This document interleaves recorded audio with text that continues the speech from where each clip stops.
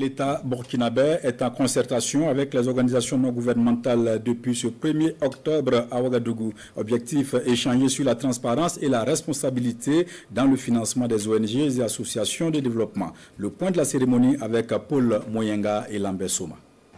La crise sécuritaire que traverse le pays recommande un regard particulier de l'État sur les sources de financement et l'utilisation des fonds alloués aux ONG, associations de développement et fondations. À ces journées de concertation, toutes les parties vont s'assurer que les flux financiers et l'aide au développement ne soient pas détournés à des fins illicites. Nous avons choisi ces thèmes pour échanger en tout cas sur, je dirais, les sources de financement des ONG, AD et fondations et comprendre davantage d'où proviennent ces financements et voir également comment est utilisé en tout cas ces ressources-là, en tout cas dans le cadre de la mise en œuvre des activités dans notre pays.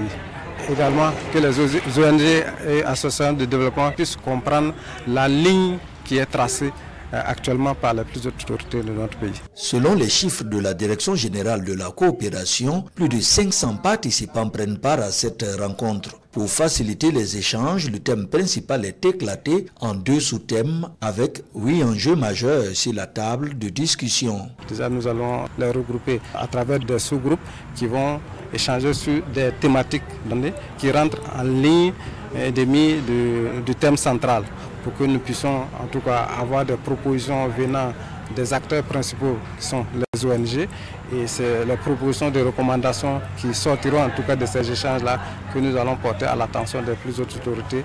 Les journées nationales de concertation, État, ONG, associations de développement et fondations se tiennent du 1er au 3 octobre. Le thème principal est transparence et responsabilité financière des ONG dans le cadre de la lutte contre le blanchiment de capitaux et le financement du terrorisme.